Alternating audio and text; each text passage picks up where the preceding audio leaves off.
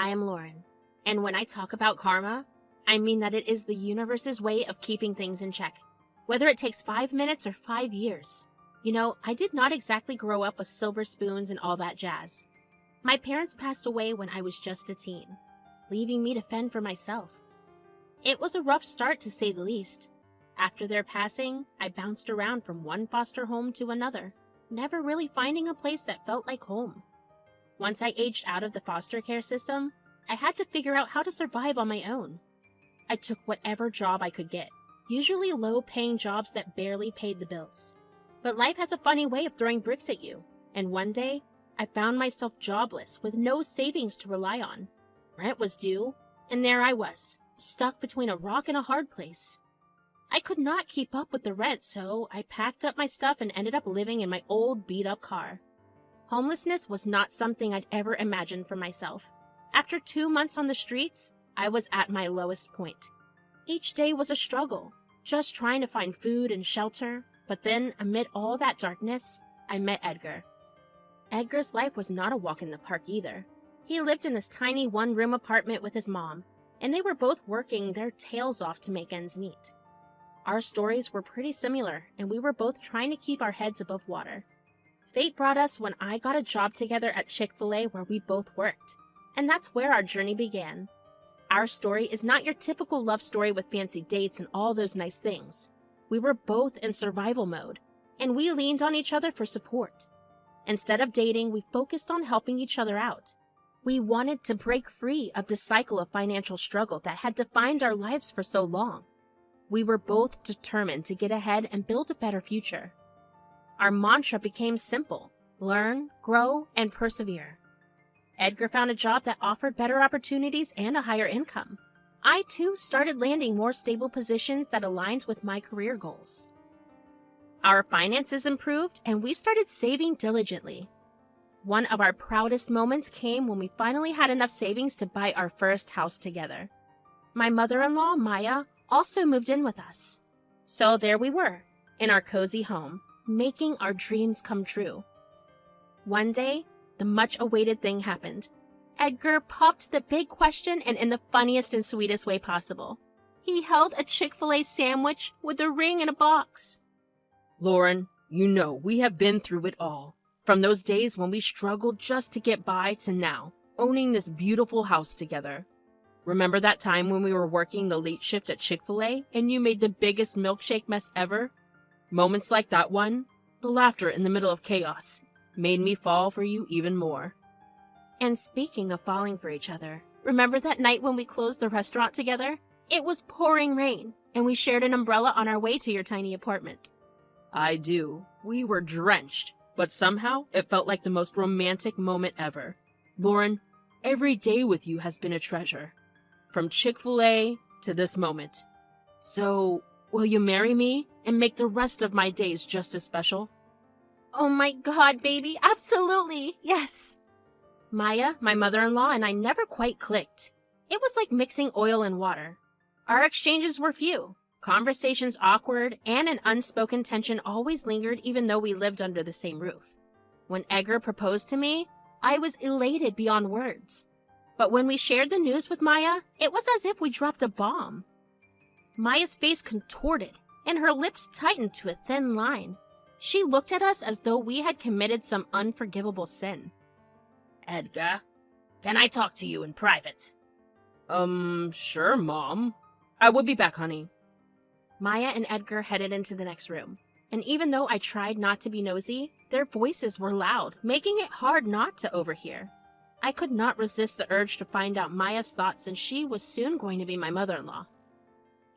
Look, Edgar, when you were dating her, I kept my lips sealed. But marrying her? I'm scratching my head here.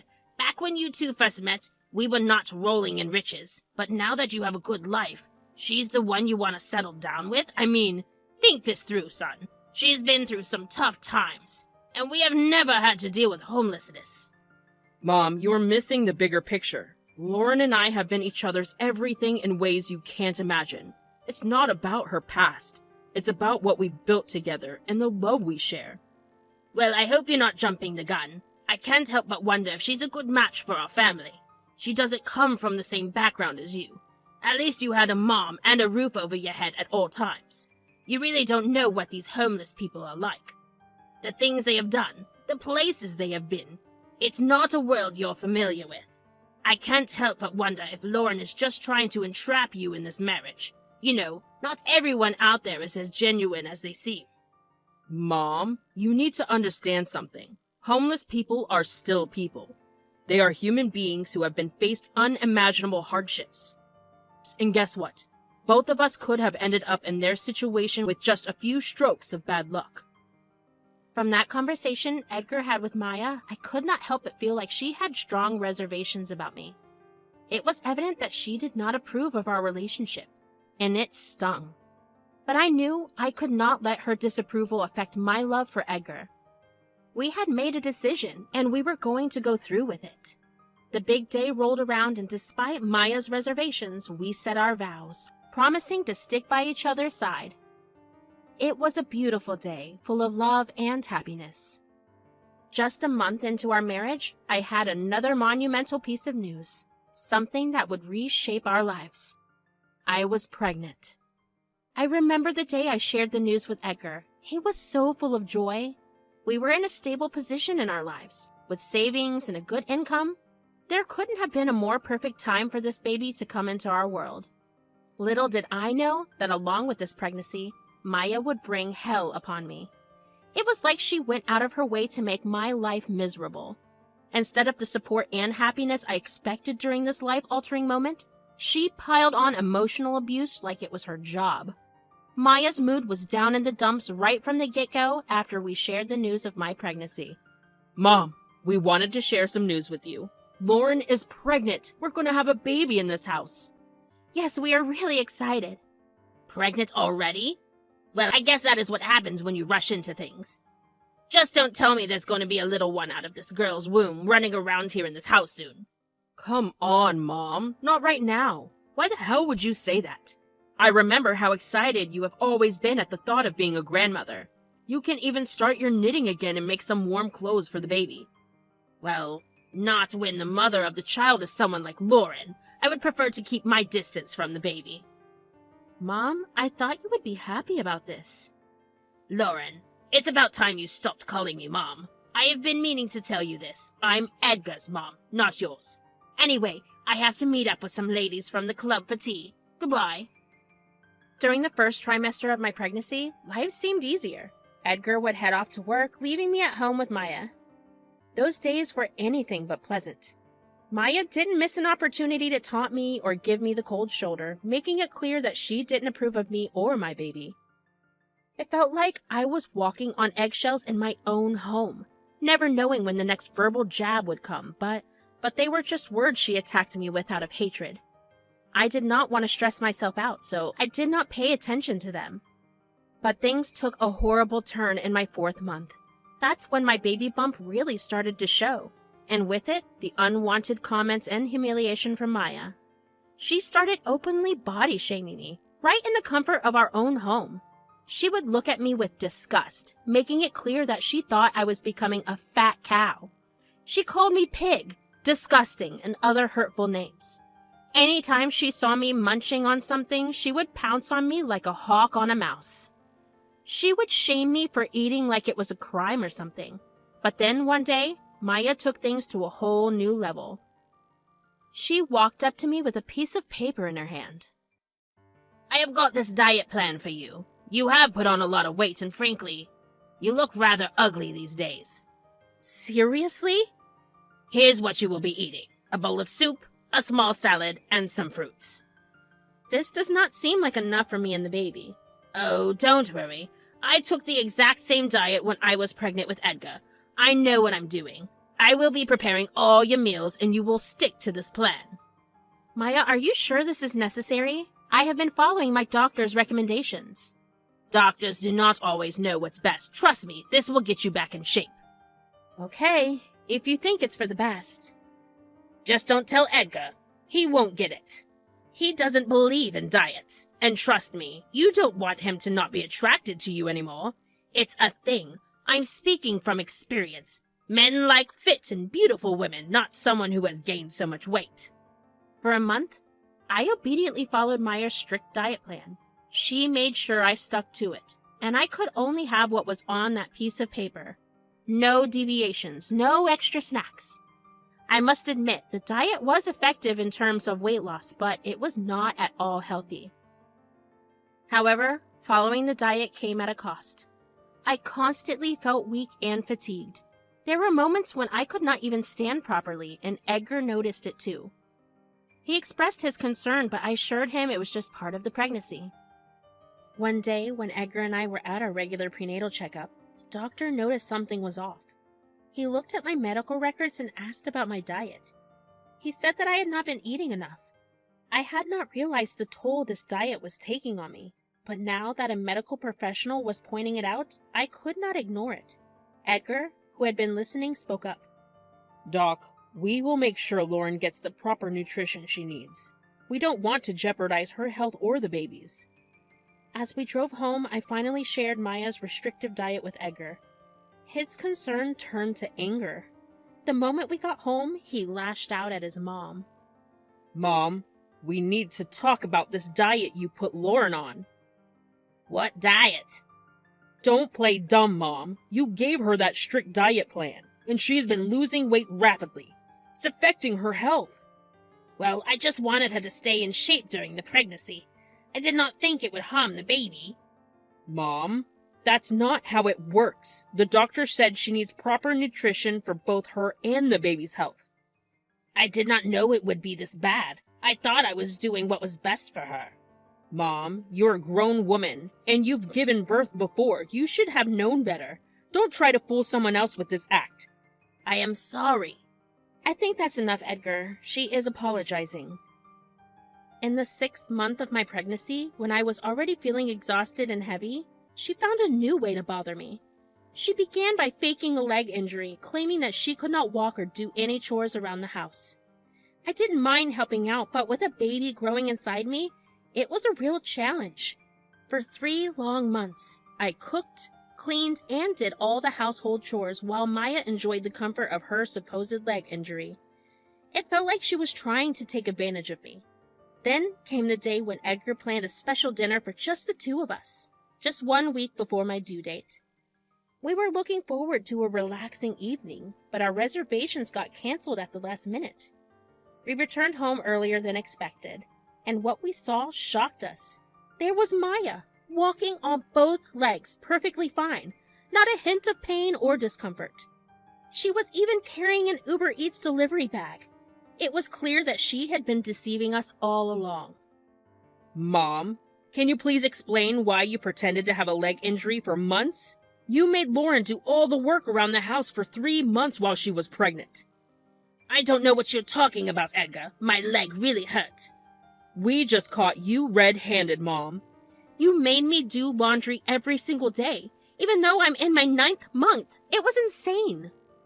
Well, I can't keep you around Lauren until the baby is here. We will not have you in the hospital when the baby is born. I'm so sorry. I didn't mean for it to go this far. Don't do this, please. Your apology doesn't change what you did. You've caused me so much stress during this pregnancy, I can't even tell you. For an entire week, we maintained absolute silence with Maya. It wasn't easy, especially with the arrival of our baby, but we needed the space to breathe and process everything that had happened. Then, just as we were getting used to the calmness at home, the moment we had been eagerly awaiting and simultaneously draining finally arrived. It was in the kitchen when I felt a sudden gush of water running down my legs. My heart raced. I called out for Edgar, who rushed over in a panic when he saw the puddle forming at my feet. My water had broken, and there was no denying it. We had a plan in place, and I knew I did not want Maya anywhere near the delivery room. When I told Edgar it was time to go to the hospital, Maya insisted on coming along. It was clear she wanted to be there for the birth of her grandchild. We arrived at the hospital, and as I lay in my assigned room, I could not help but think about Maya. Even though things had been really rocky lately, she seemed like she really wanted to be here for the baby. She kept saying sorry, and maybe it was because I was about to become a mom, but I started to feel a bit more forgiving. The whole situation was just so emotional, you know? I guess I began to let my guard down a little. Edgar, Call your mom. Ask her to come here. Maybe we can put this behind us, at least for now. Are you sure about this? Yeah, I'm positive. He pulled out his phone and dialed Maya's number. After a few minutes, Maya arrived at the hospital, having taken a cab.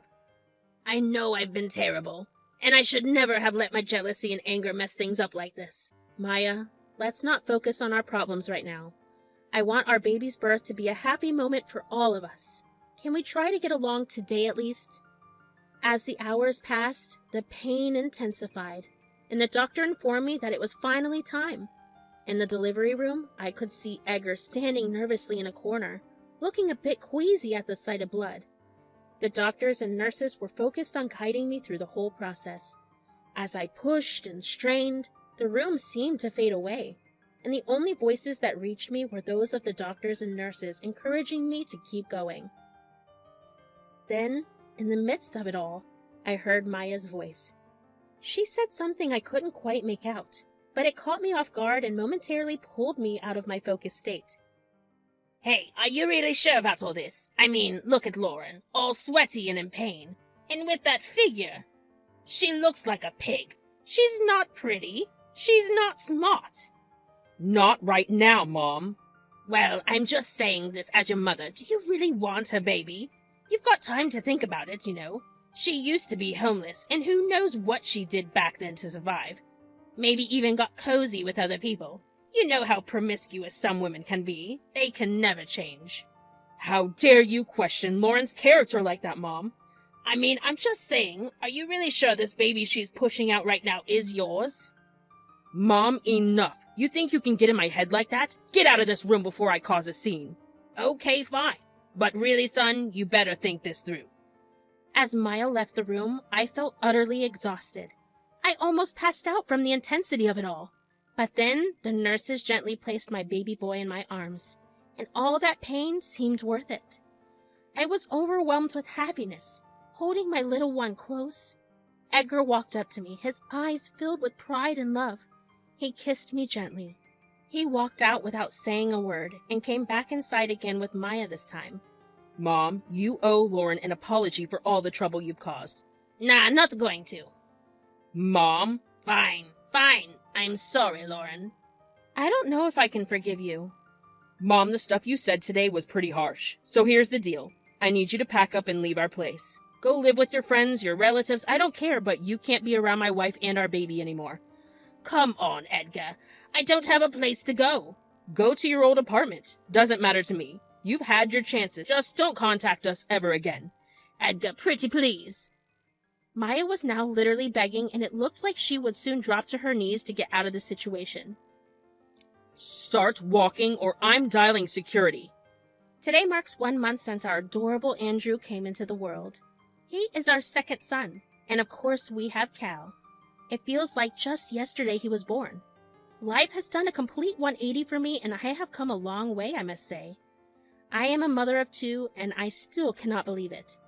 Delivering my baby reminded me of this whole thing I dealt with while I was pregnant with Cal for the first time, and when Maya was around, so I decided to write it down here. My second pregnancy was far better than the first one. And if you're wondering where Maya has been for these last 2 years, we simply don't know. When she first moved out, she went to stay with her distant cousin, and ever since then, we haven't heard from her. At first, I felt a bit guilty about kicking her out like that, but really? It's just karma catching up with her, plain and simple. It might not happen overnight, but eventually the universe evens the score. Edgar and I busted our butts to build a life together, making our dreams a reality. I can't help but think that maybe the universe has a way of making things right after all.